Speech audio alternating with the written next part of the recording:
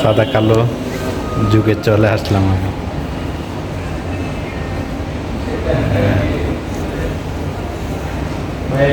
বসে আছি ওয়েটিং রুমে। দেখা যাক কি হয়। হচ্ছে এম্বাসিতে যাব, তাই করতেছি। আজকে কিছু করা হয়নি, এমন তাড়াহুড়ার মধ্যে চলে আসছে, তার জন্য আর কি। এটা আছে পিছন সাইড, এই জায়গায়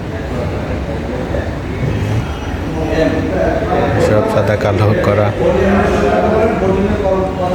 এটা এসি চলতেছে, গরম তো, প্রচুর গরম, এই জন্য এসি চলতেছে এই জায়গায়। ভিডিওটা শেষ করি, সবাই ভালো থাকেন, টাটা।